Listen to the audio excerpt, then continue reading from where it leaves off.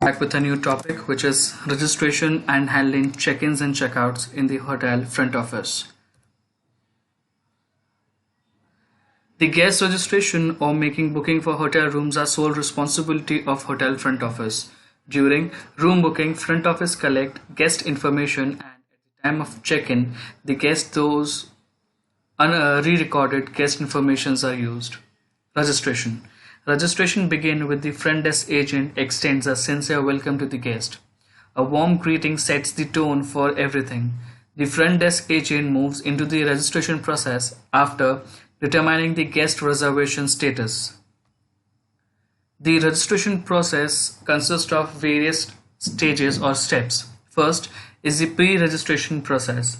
Second, creating the registration record. Third, assigning the methods of payment.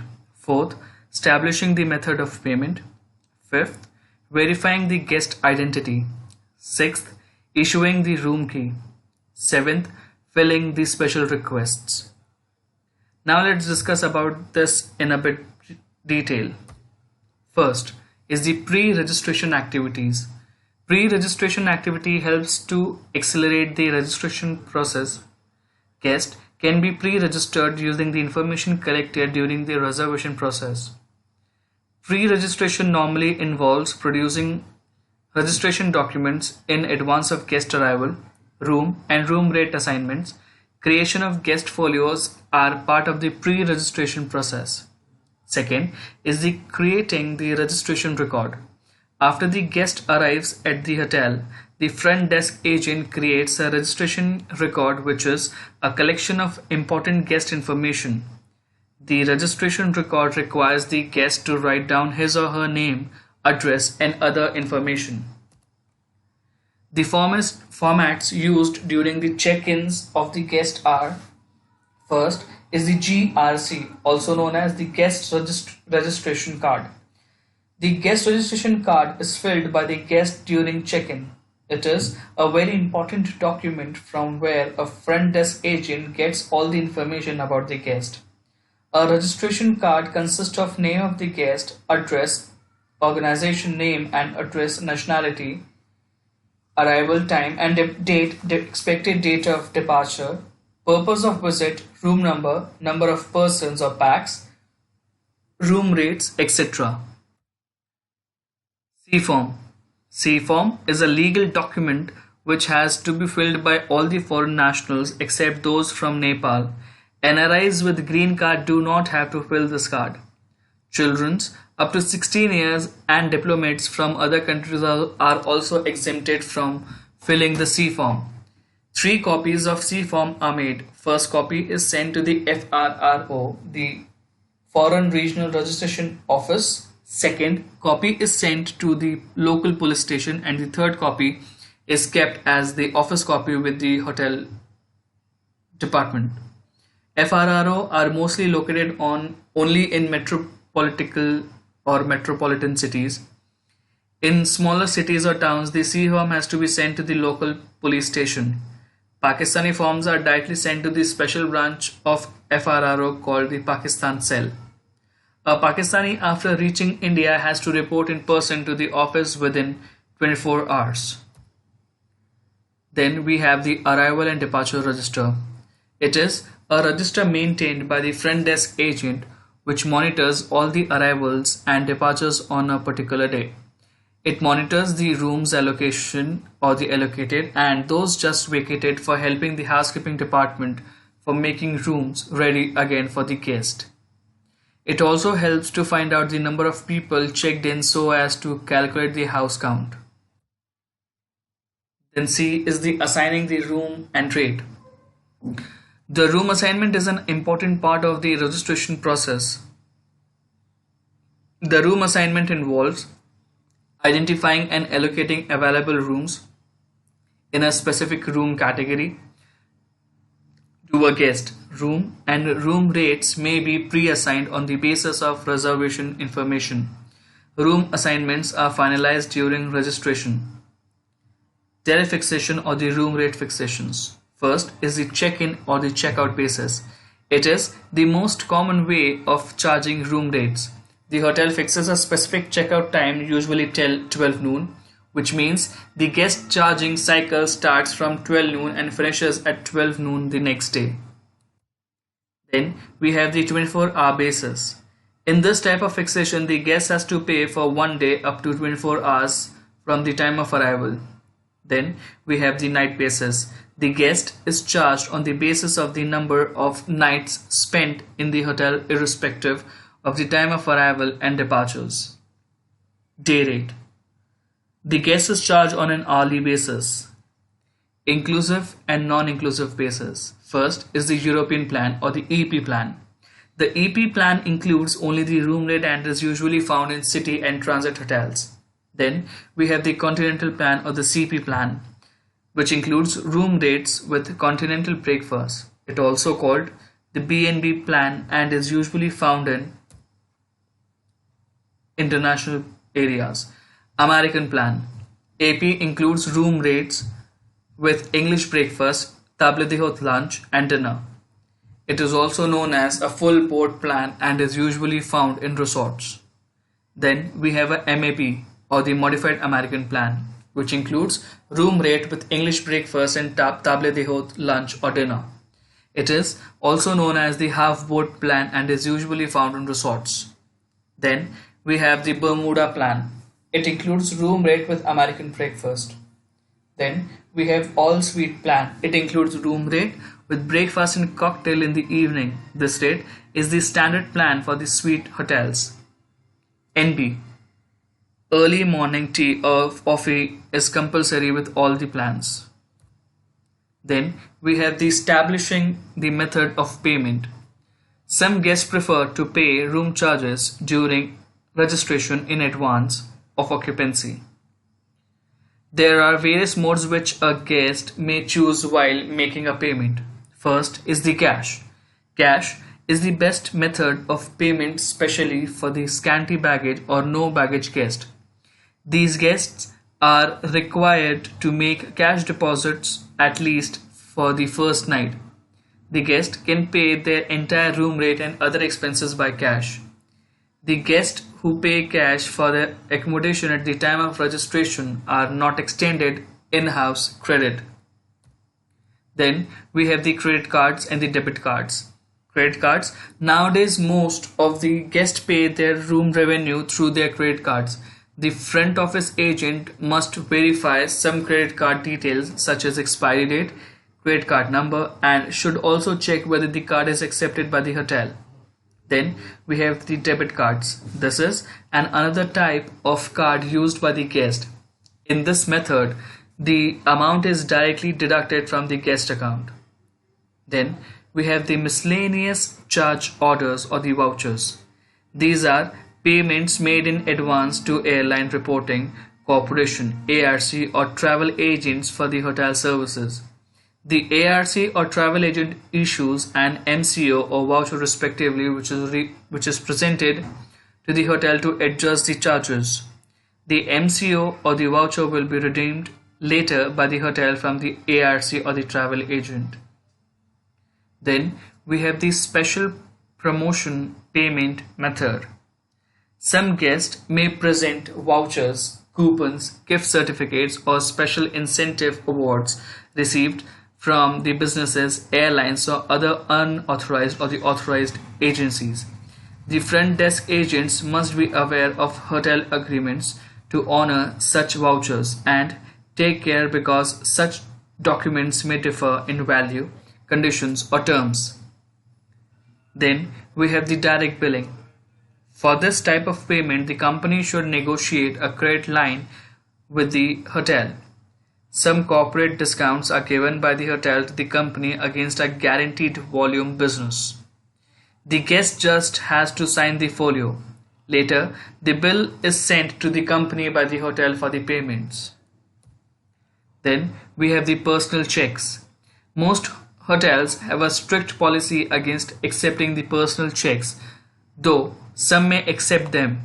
Hotels may accept checks only during the standard banking hours to allow the front office staff to obtain bank verification of the check if necessary. Suggestions for the resolving credit problems when A credit card issuer refuses to authorize a transaction. Discuss the matter with the guest in private. Use care when describing the guest's unauthorized transaction. For example, do not call the guest's credit card bad or worthless. Offer the use of a telephone to help resolve the matter with a credit card company representative. Allow the guest a chance to provide alternative, acceptable means of payment. When a guest's personal check cannot be accepted, explain the hotel's check cashing policy. Remain friendly and cooperative. Discuss alternative methods of payment with the guest. If local banks are open, direct the guest to a nearby branch or offers the use of a telephone. Then E would be the verifying the guest's identity. It is mandatory nowadays for the guest to provide photo identification in the form of a passport or a citizen card to ensure the positive identification of the guest's name, address, signature, and photograph. Verifying the guest's identity, it is compulsory in all the hotels since the various terrorist attack. The type of identification and identification number on the card or passport should be recorded in the guest records. As an additional security measure, if the guest does not speak the local language, it should also be noted in the guest's record. This information helps the hotel staff to identify guests requiring foreign language translation and is also helpful in the emergency situations. Issuing the room key. By issuing a room key, the front office agent completes the registration process. For the security of both the guest and the property, the room keys must be very carefully controlled for security reasons. The front desk agent should never announce the room number when handing a guest room key to a guest. If the hotel provides bell service, the front desk agent should introduce the bell attendant to the guest and hand over the guest room key to the bell attendant and ask him or her to show the room to the guest. On the way to the room, the bell attendant should familiarize the guest with hotel information such as special features, locations of emergency exits, emergency procedures, restaurant locations, retail outlets and their hours of operations, and other appropriate information.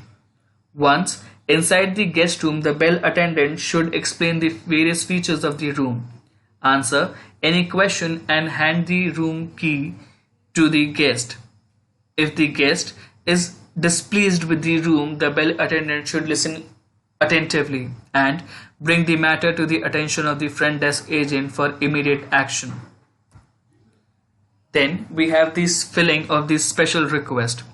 During the registration procedure, the front office agent must make sure that the special request made by the guest during the reservation process are acted upon. Some request may be location, for example, close to or far from the elevator, view, bed type, smoking or the non-smoking status, amenities, special furnishings for disabled guests such as grab bars in bathrooms, high-speed internet access, internet and entertainment systems, fruit basket, flowers, champagne, etc.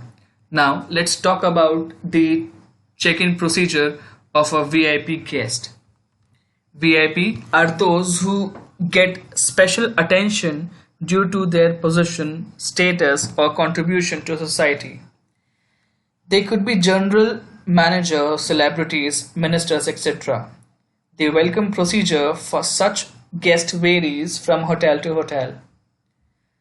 The GM or the resident manager personally receives the VIP guest.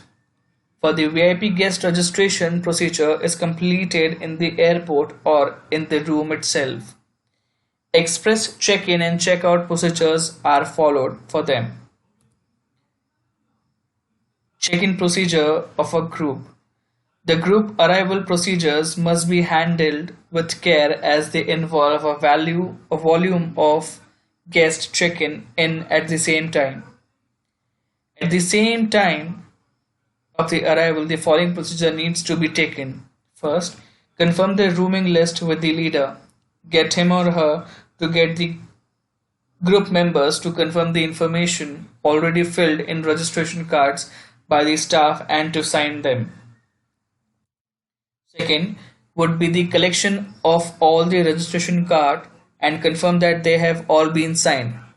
Hand over the key tray with pre-assigned envelopes with keys to the group leader who will distribute the keys to each group member. Then authorize the bellboy to move the guest baggage into their respective rooms by signing a common errand card for the group. Denying accommodation. Sometimes a hotel may be short of available rooms and may not be able to accommodate guests. It is important that the hotel set policies and procedure for handling these kind of situations. First would be the walk-in guest. Hotels have no obligation to accommodate guests who arrive without a reservation. When no rooms are available, if a walk-in guest cannot be accommodated, front desk agents can assist the guest by providing direction to the nearby hotels. The front desk agent might also offer to contact another hotel for the guest. Most of the time, guests who cannot be accommodated at the hotel would prefer to stay at a similar property. The front desk agent should keep a list with phone numbers of the comparable properties in the area. Hotels can benefit through mutual guest referrals in this way.